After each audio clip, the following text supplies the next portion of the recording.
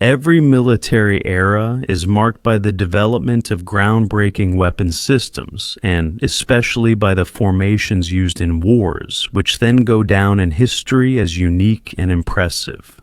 The fact is, however, that they remain unique, no matter how often you try to copy them. Because neither the once world-dominating Roman legionaries will return, nor the old Prussian regiments of Frederick the Great, nor Napoleon's Old Guard, nor the combat units of the First and Second World Wars, and certainly not the once famous and notorious Landsknechts. Today, for most people, they are a devastating, plundering, and above all, murderous soldiery, especially the populations of large areas of Mecklenburg, Pomerania, the Palatinate, and parts of Thuringia and Württemberg had suffered as a result. In some cases, more than 70% of the population died due to violence and the plague. It has been proven that these almost unimaginable cruelties left a traumatic mark on later generations for several centuries and had a strong influence on events in German history. The military phenomenon of the Landsknecht played a significant role from the late 15th to the late 16th century. In this time of lawlessness, they were motley groups of men who had made the mere craft of war their profession and, over the decades, had become increasingly hardened, until torture and killing became part of their daily routine, just like any other daily activity. Back then, the term Knecht, which today has a rather negative connotation, simply meant servant, helper, or assistant, but it was also used for paid foot soldiers, who later became known as Landsknechte. Among them were once respectable craftsmen who had suffered exploitation through the master's rates, and farmers who had lost their farms and families to raids. Monks who had become unchaste and idle students, adventurous sons of wealthy citizens, real robbers and thieves, and all the other destitute people whom hunger had driven into a regiment. As rough and cruel as their trade was, so rough and cruel were their customs. They had called themselves the Frumben, or Frummen Landsknechte, meaning the pious, but their Christian charity didn't amount to much. But judging them only by their actions at that time falls short.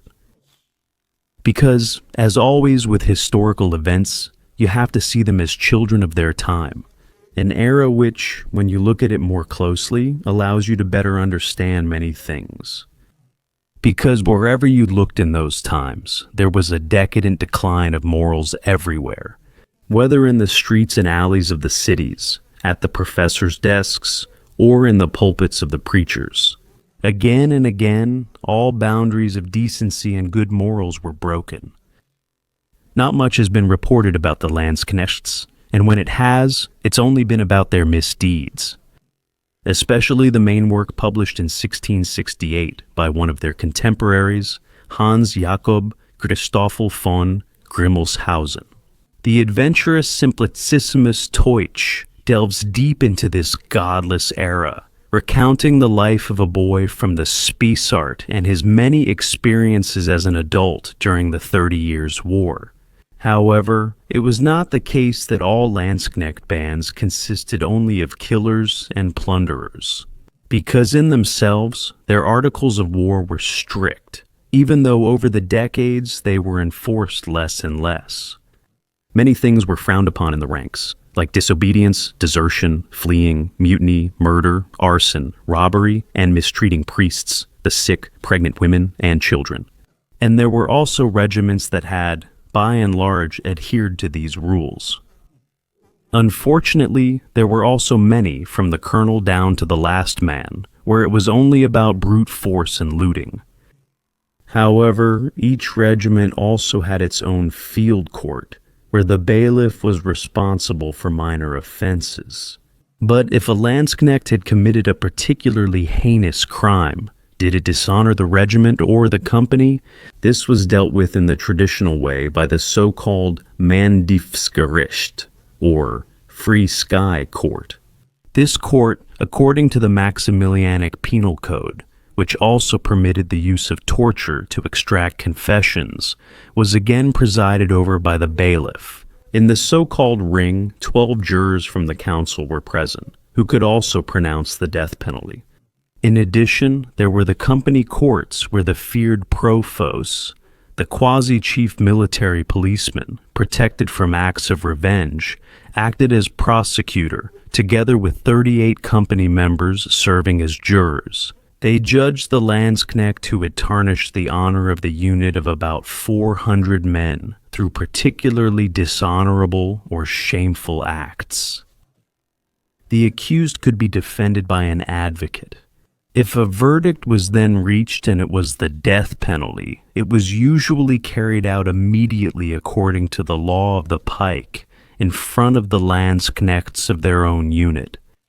With that, they were both judge and executioner. For the execution of the sentence, they formed an alley running east to west, with the pikemen standing on both sides in two tightly closed rows of three.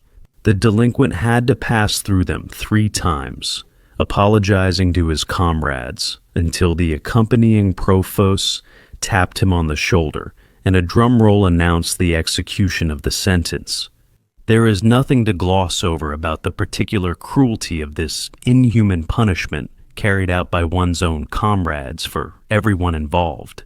But at that time, when millions were dying from war and disease, a human life did not count for much. Likewise, the nobility and clergy had also sentenced to death without mercy those who, driven by hunger, had hunted a piece of game in their territory and had been caught doing so.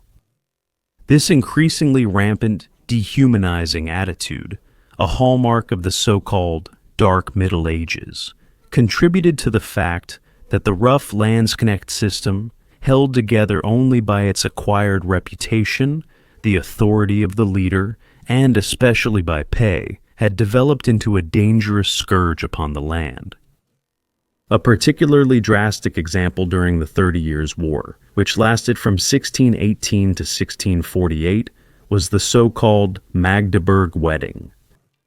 During this event, after the city was captured by Catholic imperial troops on May 20, 1631, it was plundered and burned, and up to 25,000 people from Magdeburg were killed amid unbelievable acts of cruelty. The people responsible for the massacre were the commander-in-chief of the Catholic League and the Imperial Army of the Holy Roman Empire, Johann von Tilly, who was born in Brabant, and General Gottfried Heinrich Graf zu Pappenheim, who came from a Franconian Swabian noble family. But how did the Landsknecht system come into being around 500 years ago?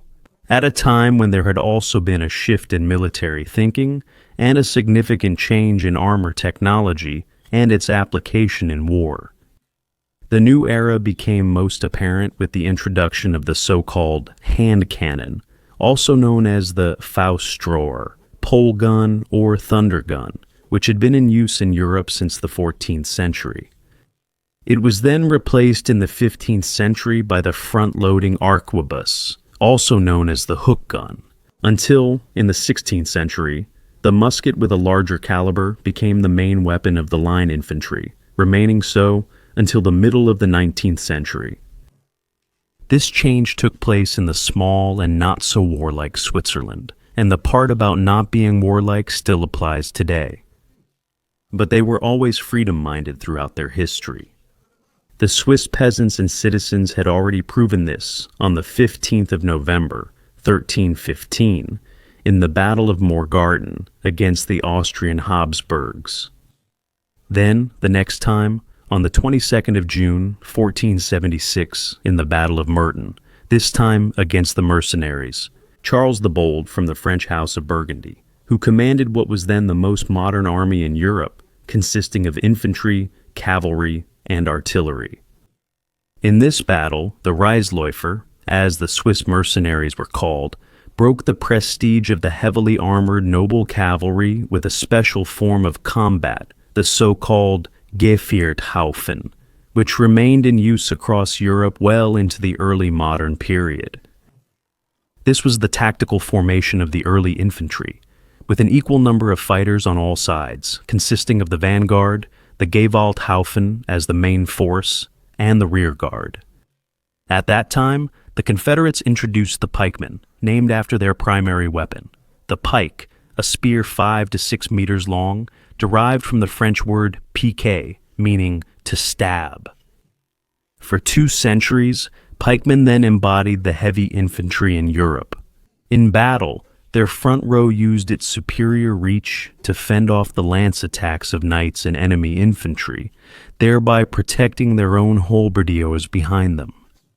Once a breach had been made in the enemy attack, the other armed fighters rushed forward between them and destroyed the enemy. Around 1500, the German Landsknechts were the first to adopt the Gewehr tactic from the Swiss, but over time, they increasingly deployed musketeers. In battle, the captains and double-pay soldiers always stood in the front rank, with the flag positioned behind them in the center. However, there was still a considerable number of halberdiers, as well as a small elite of two-handed swordsmen who, like all the others, wore the short close combat sword, the so-called Katzbalger, on their belts. The unit was divided into shallow formations, sometimes just 6 ranks deep, placed one behind another with gaps between them. Pikemen were deployed at the front, rear, and flanks, which meant the unit could still be used effectively even if the front ranks of pikemen were breached. A pikeman's equipment consisted of armor, a gorget, sometimes also arm and leg guards, a metal skirt, and a spiked helmet. In addition to the pike, he carried a short sidearm and, some of them, a wheel-lock pistol tucked into their belts. There were also halberdiers and mercenaries wielding two-handed battle swords. The main weapon of those equipped with firearms was the hand cannon, or arquebus, which featured a slow match mechanism, first illustrated in 1505 by the Nuremberg master Martin Löffelholtz, and later evolved into the wheel-lock mechanism. Although such locks had probably already been built earlier in Goslar and Braunschweig. In addition to the Katzbalger, there was also a double-edged short sidearm tucked into the belt. But as always with the development of new weapon systems, the development of defensive measures or weapons was taking place in parallel even back then. For example, when the penetrating power of firearms was increased by better ammunition, the arquebusiers, in addition to the light cuirass, were given a storm hood. But as for their weapon, it was still unwieldy, weighed 20 kilograms, and had to be fired from a forked rest. In addition, the specially selected strong arquebusiers carried the forked rest and, on a leather strap hanging over their shoulders called a bandolier, the leather bullet pouch, 12 small wooden capsules with powder charges, the priming powder flask, a small oil bottle for the wads, a coiled match, and a cleaning needle. As the 16th century progressed, lighter muskets with heavier ammunition were developed. However, due to the smooth barrel and round ammunition, their accuracy at 100 meters was relatively low. To counter this, there were now also Landsknechts equipped with arquebuses, who were deployed outside the cumbersome Gewalthaufen as tirailleurs or skirmishers. Thanks to their mobility, they could get closer to the enemy and had more time to aim, resulting in better accuracy. Back to June 1476. In this month, during the Battle of Mutiny, the charge of the knightly Riesigen shattered against the deep-moving walls of the Reisläufer. The term Reisiger, or Reisigerknecht, referred to a rider who was usually armed and equipped with his own horse and gear. In contrast, the mercenaries, mostly from Switzerland, were called Reisläufer, who fought on foot and had hired themselves out on their own initiative. Their name came from the Middle High German word Reise, the predecessor of our word journey, but back then it was used to mean a military campaign. In the Reisläufer of the Confederates, we see the first beginnings of the future infantry, whose tactical possibilities were also recognized by Emperor Maximilian I, known as the Last Knight. After all, together with Georg von Frundsberg, he was the father of the German Landsknechte. At first, however, he also tried to combine tried and true traditions with necessary innovations, making sure that chivalric thinking and actions were not lost in the process. However, the Swiss Gefvierhaven were not only involved in further developing this combat strategy, but also in reaching the decisive turning point of their distinctive art of warfare. For when, in the Battle of Marignano in Lombardy on the 13th and 14th of September 1515, fought over the conquest of the Duchy of Milan against the French and King Francis I, the Swiss battle formations encountered for the first time the French practice of combined arms warfare. Infantry equals foot soldiers, cavalry equals tanks, artillery stays artillery. This Swiss defeat finally put an end to their expansionist ambitions of the old Swiss Confederacy. But what the Swiss mercenaries experienced in this extraordinarily costly battle, both sides lost up to 10,000 men, was now also experienced by the battle formations used by others. Because with the further development of handheld firearms and especially heavy artillery, the wall-like battle formations could now be easily smashed. As a consequence, the less costly tactic of the so-called dispersed or loose order combat emerged, first applied on the 24th of February, 1525, in the Battle of Pavia, when the Habsburgs under Charles V and the Kingdom of France under Francis I once again clashed for supremacy over Europe. At Pavia, the 6,000 Swabian and Tyrolean veterans fighting on the Austrian side played a major role in the victory against 25,000 French, Italian, and Swiss mercenaries. Their leader was the Swabian Landsknecht commander, Georg von Frundsberg. He was, as I have already mentioned, alongside Emperor Maximilian I and Count Eitel Friedrich III of Hohenzollern, one of the creators of the new art of war. This mercenary service, which had been based on feudal obligations, had replaced the medieval knightly service. In doing so, this supreme imperial field commander, from whom the famous saying, "many enemies, much honor," originates, gave this band of troops a solid organization, which is why Frundsberg is considered one of the most important German infantry tacticians. In 1519, he had recruited the infantry of the Swabian League, then entered the service of Charles V, and in 1525 had commanded his 6,000 men under Charles III. He led Bourbon against Rome, and on the way there, in the aforementioned Battle of Pavia, he had contributed significantly to the important political victory of Charles V. According to his military ordinance, a company of the recruited German Landsknechts consisted of up to 400 foot soldiers. Among them were 100 pikemen, 50 carried battle swords or halberds, and 200 of them firearms. The remaining 50 formed the personnel reserve. The structure of each company was relatively modern. In addition, they also had a certain degree of say in decisions. They were under the command of a captain or head officer, who earned a monthly salary of 40 guilders, and who appointed the lieutenants and sergeants. And they were divided into squads consisting of 8 to 12 Landsknechts, or 6 double-pay soldiers, who chose their own leaders, the squad leaders, the quartermaster, as well as the trusted men, called Gemeinweibel or Ambrissaten. The especially daring or better-armed imperial runners, or Landsknechts, known as double-pay soldiers, got their name because of their double pay. Each of the 10 pikemen or riflemen who always marched at the front of a company received 10 guilders, alt-monthly pay. Lieutenants and the ensign entrusted with the flag, who was always supposed to be a strong, tall warrior in the prime of his life, received 20 guilders.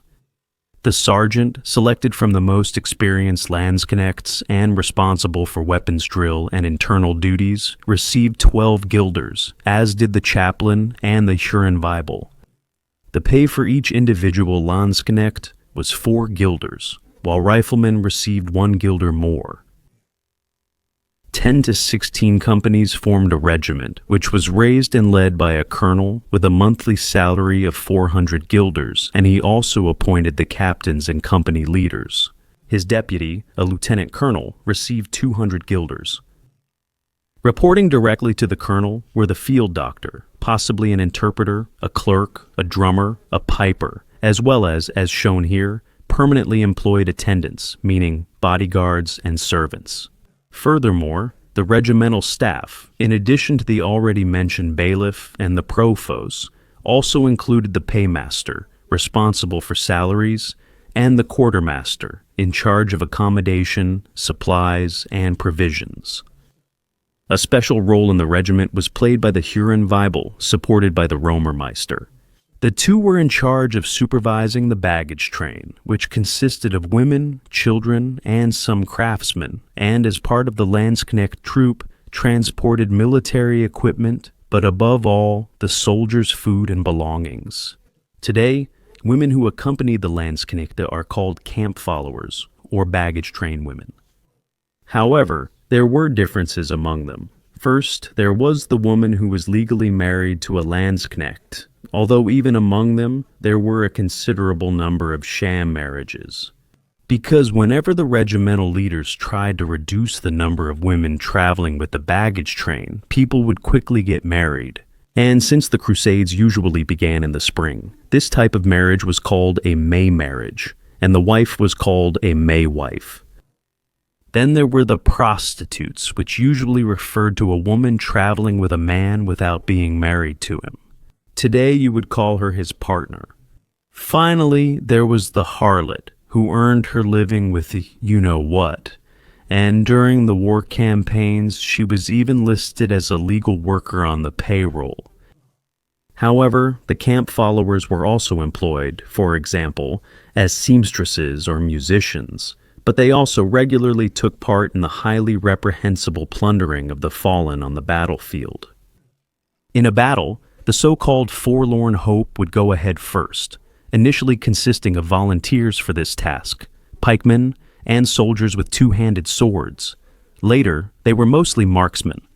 Their designation as forlorn referred to the fact that they were not permanently assigned to a formation, and they would then move in a loose formation, for example, trying to surprise or lure out the enemy. The forlorn hope was then followed by the main unit in a somewhat square formation, the so-called Bright Company, with which the main battle was fought. In principle, the Landsknechts were supposed to be paid at least every 3 months, and their pay depended not only on their role, but also partly on the type of weapons they carried. Because almost always, the Landsknecht had to pay for the weapons and equipment he brought with him himself. Now, every war costs a lot of money. This very circumstance was a constant problem for the paymasters of Emperor Maximilian I and his successor, Charles V, in whose empire, as is well known, the sun never set. In order to keep their mercenaries both together and in good spirits, it often happened that the Landsknecht leaders, like Frundsberg, their notoriously cash-strapped employers, who often only became solvent again after achieving their war aims, that is, through plundering or collecting large ransoms from conquered cities, had to advance the payment of the mercenaries themselves, including the so-called storm pay. But if a payment was missed or delayed for any reason, these craftsmen of war would go on strike. However, even at that time, this was already called mutiny and was severely punished. In 1527, such an event also took place within the now 10,000-strong combat unit under Frundsberg. In November of the previous year, he had marched over the Alps to Italy together with another 16,000 Spanish and Italian mercenaries to fight against the troops of Pope Clemens VII, who were allied with France. However, the once again cash-strapped Charles V had left Frundsberg so short of funds that he had to use his own silverware to pay the troops. But when that was not enough, a large part of the German Protestant Landsknechts and their Italian-Spanish comrades in arms had to supply themselves for months from the conquered region around Rome. They had been forbidden from directly attacking the city. But when rumors began to spread about an impending peace agreement with the Pope on the 16th of March, 1527, open revolt broke out in Frundsberg's field camp near Bologna among the hungry and increasingly aggressive Landsknechts. During the uprising, they first drove their leaders out of the camp and then, shouting loudly, marched to Frundsberg's tent. When the field commander, whose health had already been weakened by years of hardship, tried to calm them down, but was even threatened with pikes by the out-of-control men, he suffered a stroke. Although this brought the rioters to their senses for a short time, they were now under the command of someone who had switched sides multiple times. Duke Charles III of Bourbon marched from Florence to Rome, where by then they no longer obeyed anyone, and on May 6th they conquered the Eternal City. After they had killed the 147 Swiss guards who bravely defended themselves in St. Peter's Square, were, in the weeks-long plundering of Rome that followed, known as the Sacco di Roma, up to 12,000 people murdered, and 90% of the art treasures were stolen in a frenzy of looting, devastation, and bloodshed. The plundering of Rome, in which Italian mercenary troops also took part, is considered one of the highlights of violent military excesses committed by poorly supplied and uncontrollable mercenary armies, during which the Duke of Bourbon also fell. The contemporary accounts of their generally very loose morals are interesting, but these also corresponded to the circumstances of the time and the prevailing views on morality and decency, as did their war costumes, which to us today almost seem oriental, another characteristic of that era. However, at some point, these fashion excesses became so extravagant that it was hardly possible to maintain control in terms of the strict, constantly regulated clothing standards. But before any unrest could arise because of this, the psychologically astute Emperor Maximilian I exempted their lavish style of clothing from the prevailing class regulations, recognizing their, quote, short and brutal lives. Yes, their lives were brutal, and also short, because in addition to plagues and other diseases, even minor wounds often led to an early death due to tetanus. So you rarely saw old Landsknechts, and those who were seriously wounded in war were left with nothing but begging. This image shows the flip side of the Landsknecht's life, shining warriors on the left, the ragged beggar on the right. But as for the colorful war costumes, they had more advantages than disadvantages, because in the chaos of close combat, it was hardly possible to tell them apart anymore. When the casualties from so-called friendly fire kept increasing, the first attempts were made to eliminate or at least reduce this problem by introducing standardized clothing, that is, uniforms. Thus, as early as 1545, in the mentioned Battle of Marignano, a unit called the Black Band, named after the color of their war garments and numbering 5,000 men, had been deployed. Having served various masters over time, this regiment, which was formed around 1488, was in 1525 in French service under François de Lorraine. In the Battle of Pavia, destroyed and defeated by the artillery of Charles V and the Landsknechts under the command of Frundsberg and Mark Sittig I of Ems. The latter, however, earned the nickname Peasant's Butcher through his particular brutality during the German Peasants' War in the same year. But even this form of soldiery eventually came to an end. This was due not only to the decline of all military customs and the development of increasingly heavier and more powerful weapons, but also to the financial problems of the soldiers, which then led to increasingly frequent plundering excesses. And when the hardened men left the regiment and were left to their fate, They often formed a neglected, hungry, and marauding band of soldiers who then terrorized and devastated entire regions. Mercenary armies continued to be recruited and deployed until the middle of the 17th century, but the Landsknecht system was then gradually replaced by the establishment and direct financing of standing armies by the feudal state. Thus, the name Landsknecht gradually disappeared as well, and then belonged to the past forever. However, the memory of them is kept alive by splendidly dressed historical reenactment groups, like here in Landsknecht,